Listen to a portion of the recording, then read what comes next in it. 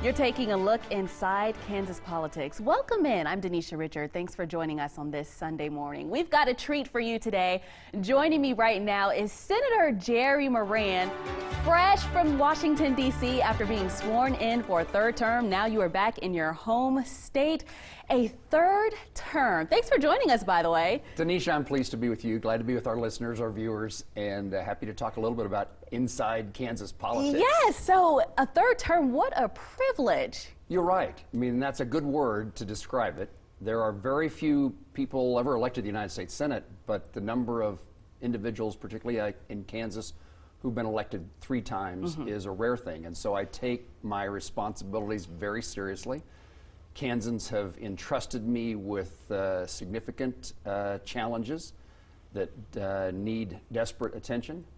We're going to do everything we can to certainly keep our commitment to Kansans, the things we've said we're going to do, we want to do. And we're going to try to do even more than what we'll be able to accomplish on behalf of our state and on behalf of our country. And to me, I'm a small town Western Kansas kid from at least years ago a kid. And nothing in my background would ever suggest I would grow up to be a United States Senator. And here you are. And here I am. And I want to make certain that we do it in a way that brings respect, brings faith in government institutions in a time in which the country, Kansas and Americans, are very cynical and the country's very divided. You have been pretty busy making moves out there in D.C. One of the things you have done recently, you have secured major funding for law enforcement, and you've also secured funding for the military right here in Kansas. Tell me about how that funding will benefit Kansans ultimately. So, I mean, Fort Riley in particular, let's start with that. We were successful in getting some additional dollars for barrack construction, so new housing for non-family soldiers. And this is important in the long run. And certainly it matters to the well-being of the soldier, their comfort and care while stationed at Fort Riley.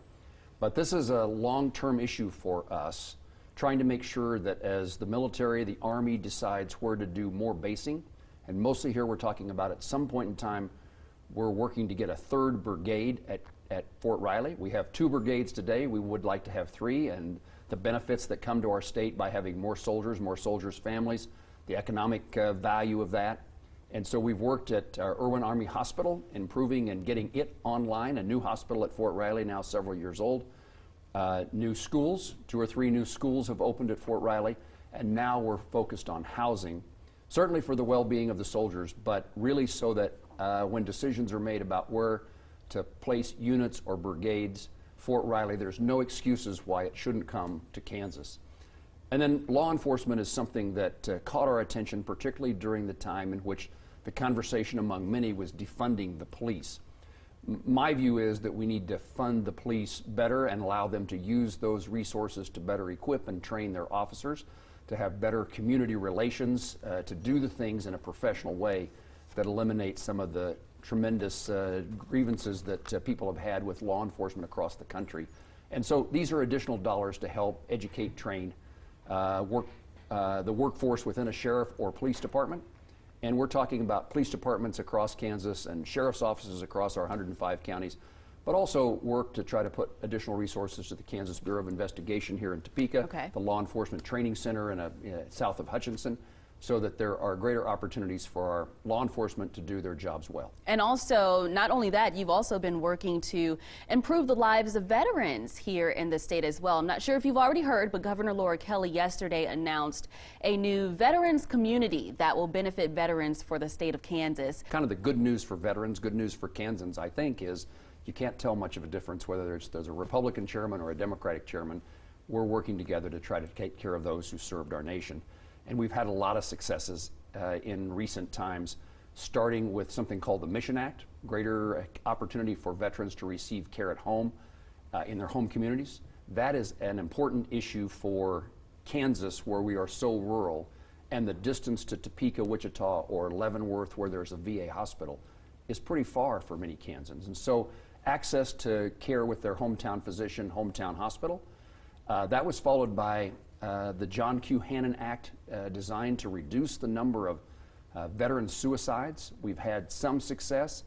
And among other things, it provides grant money to not-for-profit organizations, veterans organizations, to get engaged in soldiers' lives, as particularly the most vulnerable time there is for someone who serves our country to suicide is as they are leaving active duty and becoming a veteran, somebody who served in the past.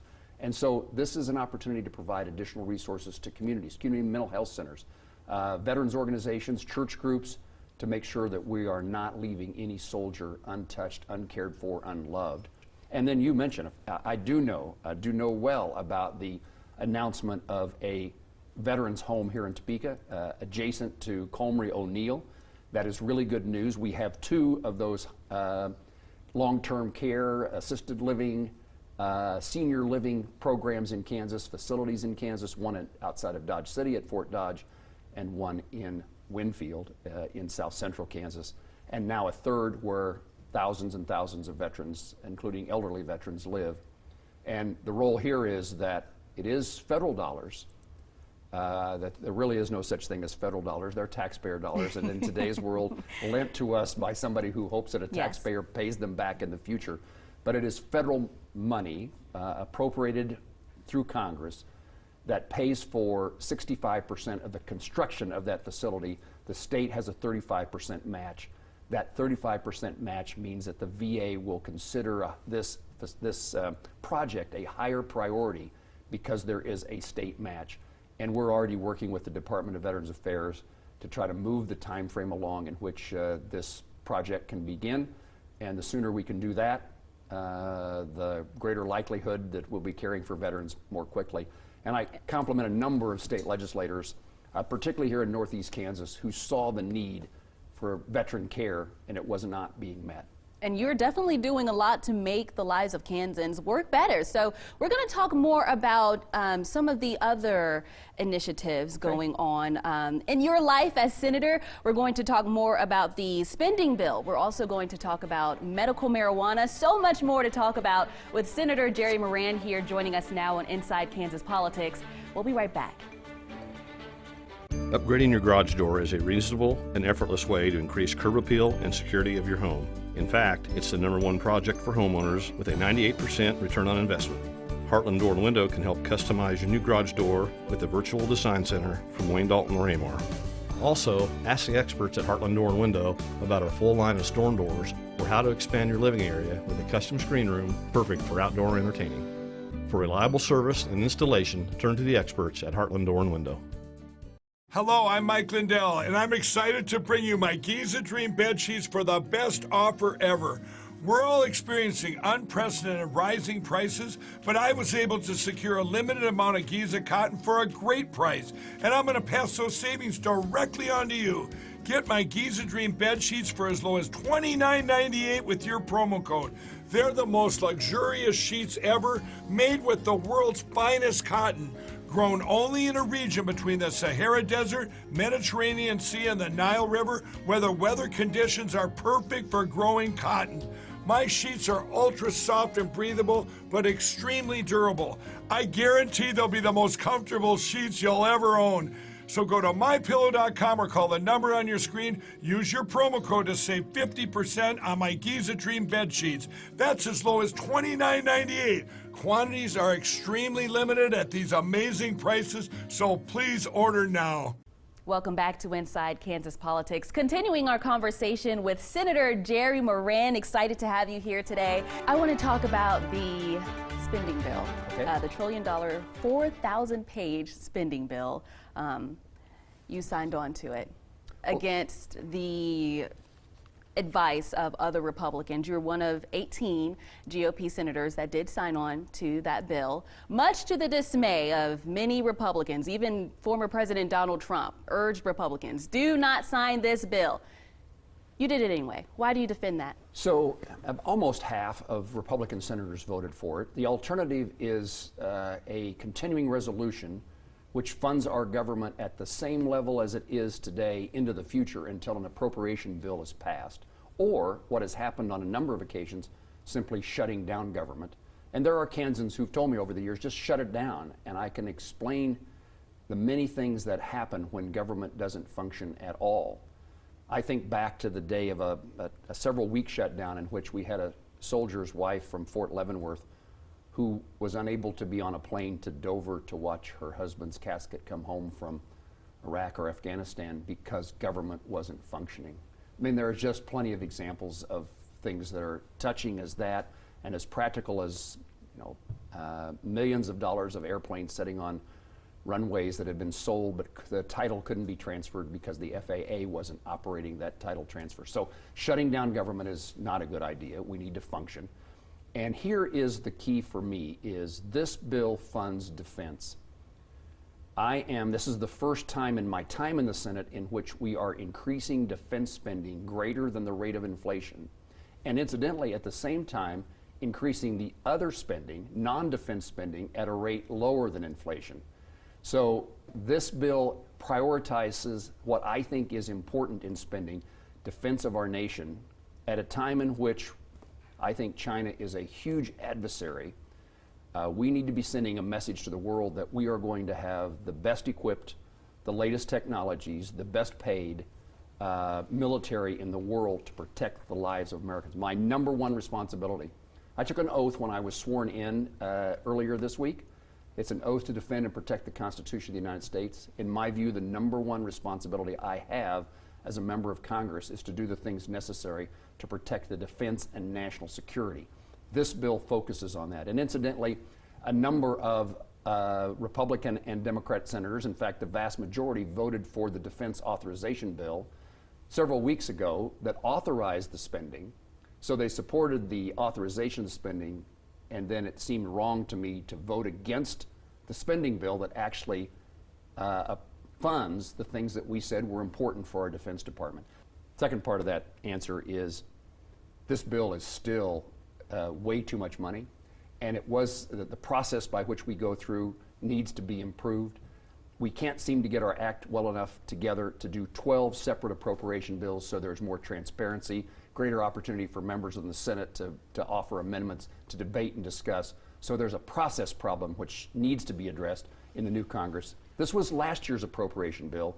If the House can get its act together, we can work together because it's time to start the next year. This year, 2023's appropriation bill starts as soon as the House gets organized. So it's not as if we've missed an opportunity to create a Republican version of appropriations.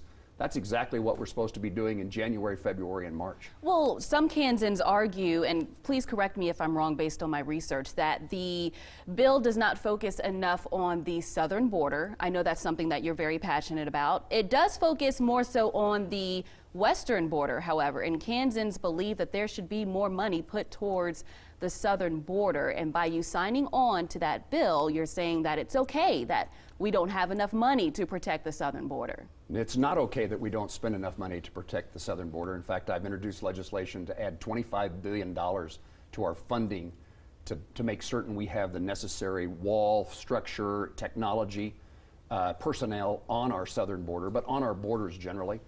And so this bill doesn't sufficiently address that issue, but that doesn't, and we worked to get that accomplished, and those amendments were defeated. The votes weren't there to do that. So the next appropriation bill, Republican majority in the House, maybe we got a better chance to do more of that. Our border is a problem for certainly our laws, our sovereignty, but significant to me is drugs, law enforcement, human trafficking. Our borders are a place in which espionage and terrorism occurs. Our borders need our attention, and in fact, I'm hoping to be on our southern border here in the next few weeks. Mm-hmm. And what are some things that you're expecting to see at the border when you go? Anxious to be, and I've been every year or so to the border, anxious to see what looks to me like it is significantly worse than it was in the past. It's always, it's been a problem now for a long time, but I want to see and hear, I want to talk to border agents, I want to hear what their stories are, I want to see what their requests are, but I also want to talk to law enforcement, FBI, DEA, ATF, to determine what more we can do to make sure that the focus is on allowing people to come here who want to come here legally, but preventing those who want to come here illegally from crossing that border. Now, just a couple more questions before we wrap up. I'm just going to say this very quickly. Kansans, or some Kansans rather, they are angry that you signed on or voted against railway workers to have paid sick leave. You voted against it. Why? So this is not really an issue that Congress should be engaged in. The negotiations occurred between the railroad companies and their unions. Most of the unions, overwhelmingly the number of unions, approved an agreement between the employer and the employee. That's where it ought to rest, not with Congress. But the law allows Congress, and in fact, President Biden appointed a board to make recommendations how to resolve the differences between the employer and the employee. And what we did was we approved the recommendation that commission provided to the president. And so it was, in my view, I'm not supposed to be in a role of negotiating, or we left it up to the commission to decide, and that's what Congress approved. But Senator, even though, like you have said, I have read that you have said that before, that it should not be up to Congress to make these decisions, does that give any reason as to why you would sign on to believing that they don't deserve? I don't think that Congress ought to be involved in this. It ought to be resolved by the unions and their employers. But I do think that the crisis that we face today in our economy, the supply chain, inflation, a railroad strike at this particular point in time would be devastating to the economy, and more people would be out of work, and costs of things would be higher, and the ability to get things in supply would be diminished. And so that's why some time ago the law was written in a way that allows Congress to intrude in these narrow, certain circumstances. And I don't know the right answer between what should be done between the unions and their employees. We relied upon the president's bipartisan commission that made the recommendation to President Biden. And you know, normally we think of Democrats being the pro-union party. And again, this came from the president, from President Biden's recommendation as to what needed to happen. Okay. Let's talk a little bit about medical marijuana. Records show that you have voted against it in the past federally. Here in the state, it is becoming a huge topic. And it is possible that medical marijuana could pass in the Kansas legislature this year. What do you think about that possibility? Well, I generally have thought that medical marijuana, as compared to recreational marijuana, ought to be determined by science and medicine. If there is medical value, if physicians' research, medical research tells us that this helps solve problems, and we see this often suggested in the care for our veterans. So medical marijuana seems to me to be different than recreational. This is, to me, a decision to be made by the states. But at the moment, federal law classifies marijuana as an illegal substance. And so it needs to be sorted out. You can't have states making decisions that are contrary to federal law.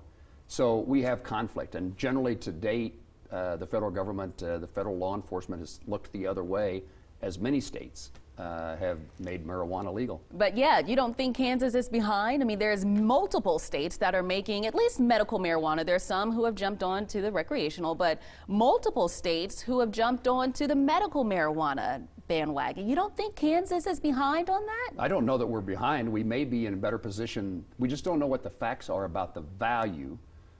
Does this cure? Does it treat? And I think there's some evidence that it does. But again, I'd leave that to the scientists.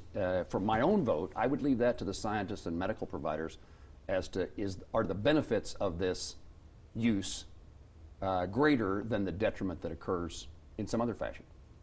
Well, wrapping up here, you are going to go back and forth from Kansas and D.C., making sure we have the laws that benefit the entire country, as well as Kansans as well. What words do you have for Kansans as you get ready to head on back to the Hill to make those decisions? You know, I wish more decisions were made locally.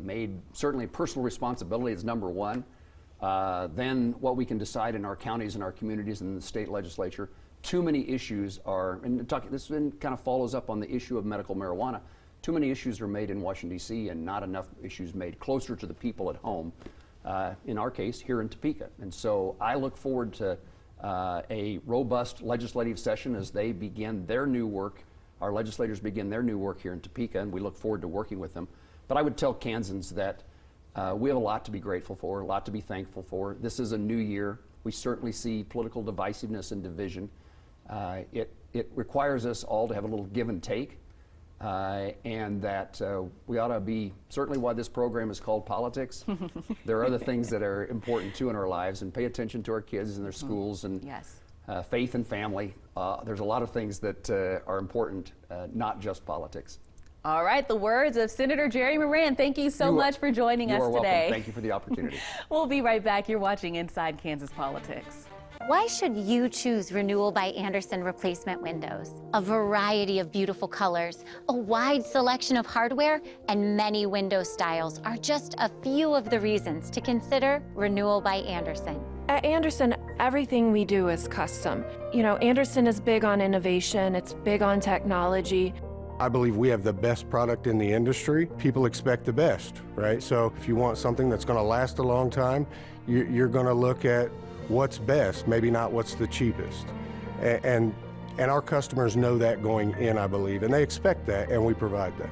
Renewal by Andersen focuses on value, which means high quality for a fair price. For a limited time only, buy 5 windows, save $1,500. Buy 9 windows, save $3,000, or choose 2.99% financing. Choose energy efficiency, choose durability, choose Renewal by Andersen.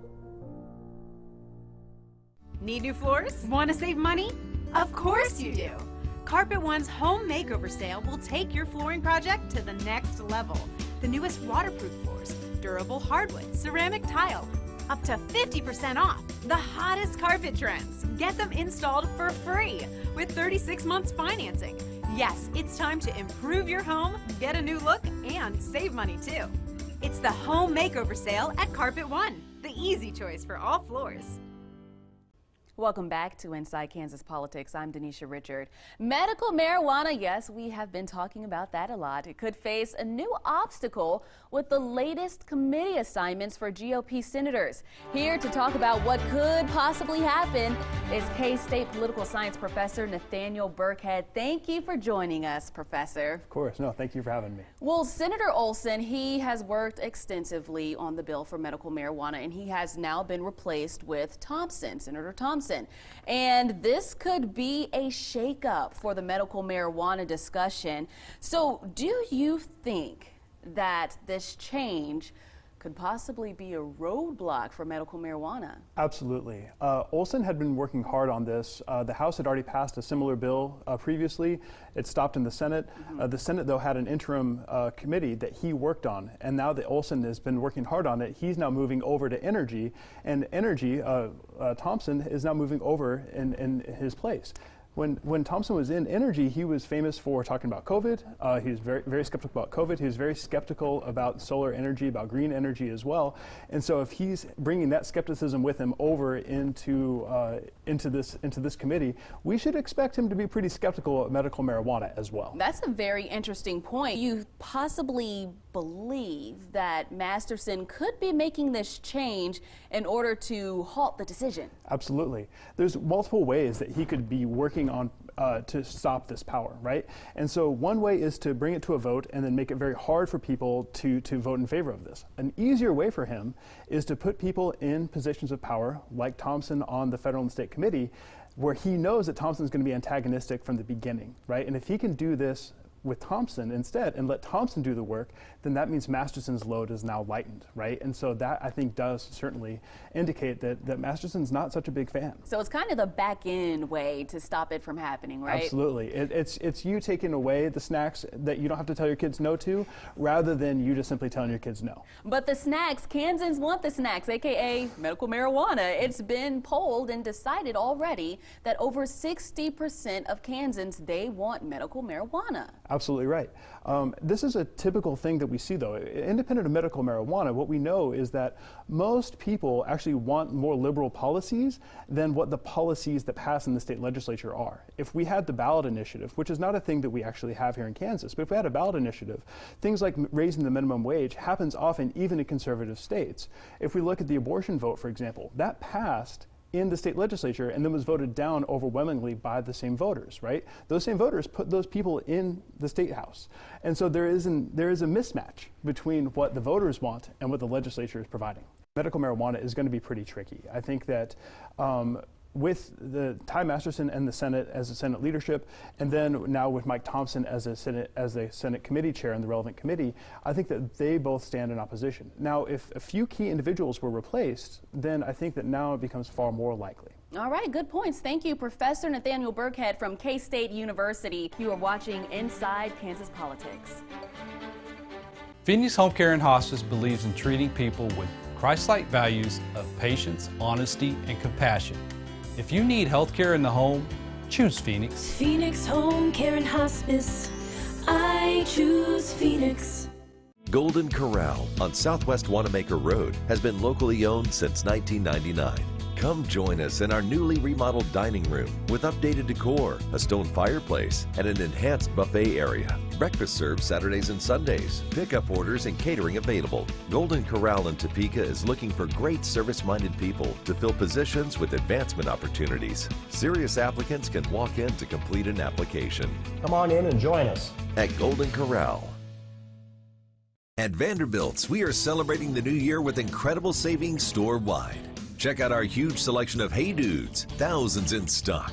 Keep your feet warm with dry shod Waymore neoprene boots, $88.88. Men's 5-pocket blue jeans starting at $11.99. Burn outerwear sale extended. Save $10 on men's and ladies' insulated coats and bibs. Work boots Center, Vanderbilt. What makes best reviews the best reviews? Ooh, pretty colors. They have an unbiased team that researches products in real-world situations. Oh, no, Count Bristol. We settle this dispute through dance. To give honest, reliable recommendations on just about any product you can imagine. So you can be confident that whatever you're buying is right for you. Faster, Count Bristol, faster! Whatever you're into. For the best reviews, go to bestreviews.com. Seriously, before you buy anything, ever. At Phoenix Home Care and Hospice, we are dedicated to taking care of the aging population in the greater Topeka and surrounding communities. If you want to be treated like family with extra help in your home, call Phoenix Home Care and Hospice. I choose Phoenix. We've got a lot going on right now. Legislature is beginning on Monday, and the inaugural events are also happening for the second term of Governor Laura Kelly. If you want to see the events for everything going on inauguration-wise, visit our website at KSNT.com. And of course, that was your look inside Kansas politics. If you want to keep up to date on all things Kansas politics, of course, follow us on social media. You can follow us on Twitter at @InKansasPolitics. We'll also post the full video on YouTube. Just search KSNT News and check ksnt.com/inside-kansas-politics for past episodes. And if you have a story you want Kansas state legislators to know, let us know. We'll see you right here, same time, same place. Thanks for watching.